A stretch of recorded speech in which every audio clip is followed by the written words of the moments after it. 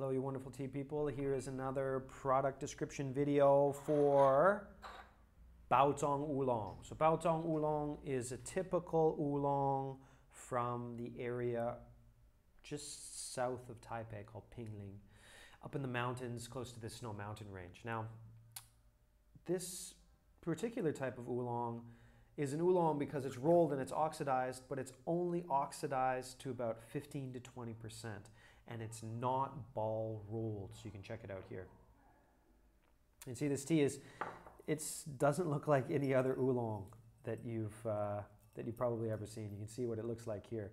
It's almost like Mao Cha that you would get in China, and its characteristics are a milky, jasmine floral sweet liqueur for the tea, which sounds good, and when you get a good one, it is good.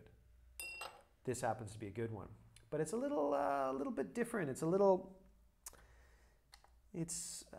How to describe it? It's got a little bit more depth than the usual Baozhong. Usually Baozhong is like a how to describe it? It's pretty one note. So usually Baozhong is pretty one note. Now here's another 100 milliliter Gaiwan. That's 3 grams of tea in there. And I'm going to stick it in here. We're going to do the experiment straight up 3 minutes with some hot water in here as well. And usually they're pretty one note. They don't have a lot of depth. They have a lot of sweetness. And because there's lots of tourists that want to buy it, oftentimes you get a lot of really low quality, chemically burnt crap. Well, I guess you know my biases now.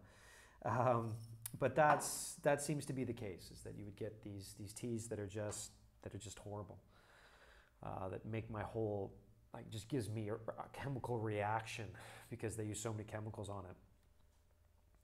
Which I do have one of these teas actually. I'll probably do a video, I'll throw it up on YouTube, a difference between the two. But here we go.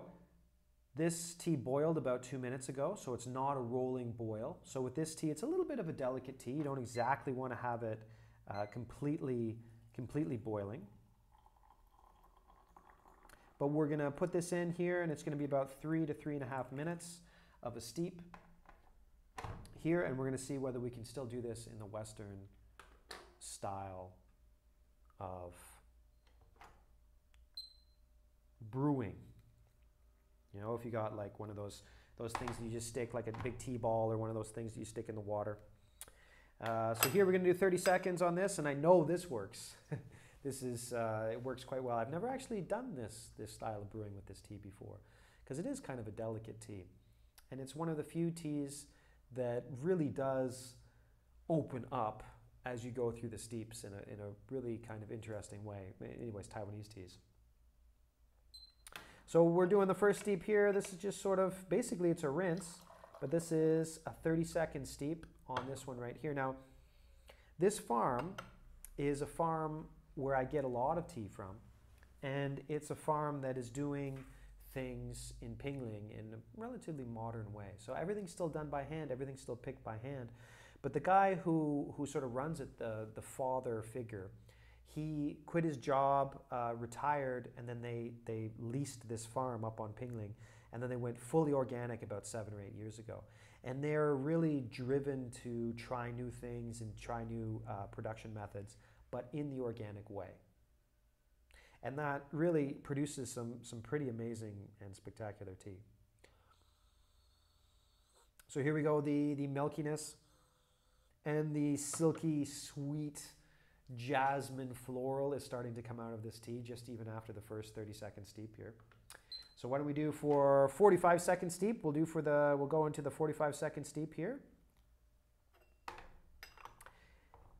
Now, the guys up there at this farm, now their tea isn't particularly cheap. It's close to Taipei, it's organic, it's really high quality stuff, so it's not particularly cheap tea. But I do enjoy going there because they kind of get it. They kind of get it. And when I say they kind of get it, what I mean by that is they don't worry too much about the competitions. They don't worry too much about getting things right for other people. They worry about getting things right for themselves. Now, not to say that they're not also quite capitalistic, I guess. I mean, they'd prefer to be, you know, making lots of money. They actually have their children working with them as well. And so their kids are working on the garden as well. And so they want, especially their son, they want him to take it over and make some money off of it, which is a good thing. But they, you know, they're not worried about the competitions. They're not worried about what other people are doing. They just want to make their tea the best they possibly can. So this tea here is like one of those teas. It's usually Baozhong Oolong, which this tea is a pretty one-note tea, as I mentioned before. It's like milky, sweetness, period. That's what it is. And that usually kind of does a disservice to the whole thing, because the people who are buying the tea oftentimes are tourists. And they're rolling through and they're like, well, what do we buy? They say, oh, this tastes, can you taste the buttery sweetness? And they're like, oh yeah, I taste it, okay, I'll buy it. And not to say that's bad, except for the fact that usually those teas are covered in chemicals. And some of them are actually artificially flavored. But most people don't know, and to be fair, most of them don't even drink that tea, right? They might give it as a gift, or they'll sit on the shelf, because they don't really know what to do with it. But these guys don't go for that. They don't go for the sort of the political stuff, and they don't go for all those things that would feed into that style of tea making, basically. And so what they get is this tea that's a really complex tea. It's a really complex tea. And the flavors in it come in and out, they float through, and it's not the easiest tea to brew. Now, it's not that hard, and I'm curious to see what this tastes like, because like I said before, I've never done it. It's not that easy to brew. Like, it's not the easiest tea to brew, but if you do it the right way, you're getting depth in this Baozhong tea that is really quite rare. It's really, really quite rare. It's not so much that Baozhong as a whole doesn't have teas that do have this complexity and this depth, but it's more that this tea is, it doesn't pretend to be one of those other ones. It's just itself. And I don't know how philosophical I got to go into this tea now, but anyways, here we go. Time to taste it. So this is the first steep. This was 30 seconds. And let's see how 30 seconds affected these tea leaves in hot water. So it's relatively weak. It's just opening up, but because these leaves, you can see them here, they're already kind of open. Even with the first steep, you're getting a lot of the beautiful flavors. There's a grassiness in there, a little touch of an upfront bitterness, a little bit of a cottony mouthfeel, but what you're getting in there really is a silky smooth sort of sweetness, a silky smooth, sweet jasmine flavor to it, which is, you know, really nice, especially off the first steep. So let's go to the second one here. So this was the 45-second steep, and just like, bah, butter, jasmine, like butter jasmine milk tea. Now with this steep, it's really up front. It's really in your face. It's really quite strong. There's a touch of the grassy still in there, just a touch of it. But if you like Baozhong teas, this is really, really good. I mean, there's one sort of thing in there that's not the best. There's a little bit of a cottony mouthfeel. And you're sort of like, yum, yum, yum. But it's not unpleasant. You know, it's just something to keep in mind that's in there. And this particular Baozhong was not a spring Baozhong. I think this Baozhong was a winter Baozhong. So I'm really looking forward to the springtime, going to this farm and finding some teas that will not have that sort of that cottony mouthfeel. In fact, I only have a couple 100 grams of this left, and I'm just throwing it on the website to see whether people are interested in it. But there will be more coming soon, the springtime pick. So I'm doing this in March just for future reference.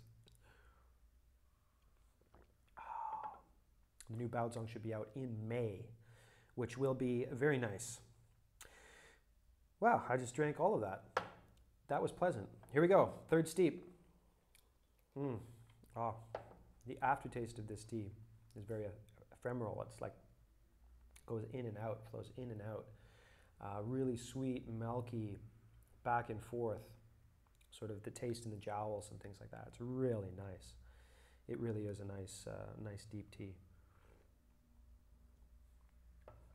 So here we go with the third steep, even more of the same. And I haven't had this tea sort of in the same controlled environment for a while. This is a really good tea to control the environment and to watch the steeps as they go, because this tea can go for quite a long time. It can go for quite a long time, this tea, the steeps in this tea. And so this 1 minute steep, it's sweet, milky, floral. Just like, if my mouth is here, it's like 1, 2, 3, and then a beautiful aftertaste. The tea is sort of swirling around in my palate. It's a really pleasant tea. It's a really pleasant tea. If you tried Baozhong before,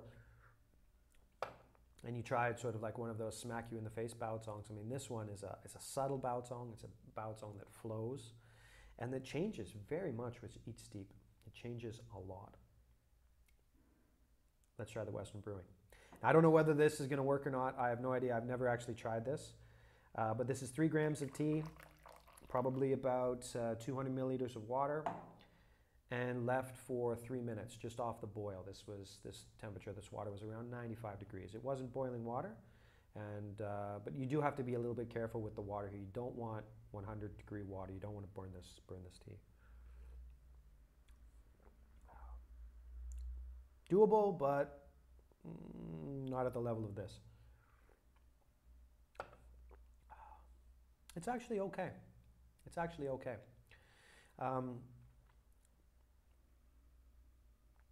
Yes, I'm actually pleasantly surprised by that. So it doesn't have upfront bitters and all the other things that sort of can be pretty disruptive and not so pleasant with some of the greener teas if you leave them to steep for too long. So this actually worked pretty well. I would recommend it. And I would know for a fact that you could do this maybe 3 or 4 times. I mean, this tea has real long staying power. I mean, 10 steeps with this tea is easy to do. It's easy to do about, okay, well, I'm gonna say 8 steeps with this tea is easy to do. Whereas with this one, I'm sure you could get 3 or 4 3-minute steeps with this tea. I mean, this is way better. Yeah, this is way better if you do it this way. I've had a lot of tea today. I think this is the 7th product video that I'm doing today. As you can tell, my budget is like the highest budget out there. But anyways, this will get better as I go along.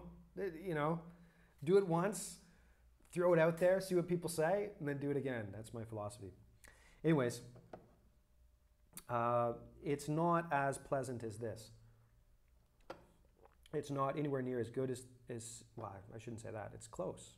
It's close. It's close enough that you're not ruining the tea. But if you do it in this way, you're getting rid of, it's much, much smoother to do it sort of in the Gong Fu style. And this way is okay. It's okay. It didn't ruin the tea.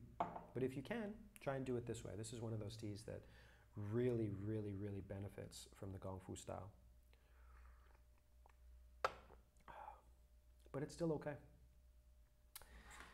Now that I've said okay 100 times. Anyways, thanks for watching. If you got any questions about this, throw it in the comment section underneath this video. You can reach me at matt@mountainstreamteas.com. As always, thanks for watching. I hope you have a wonderful day, and I hope there's some wonderful tea in your future. Thanks again.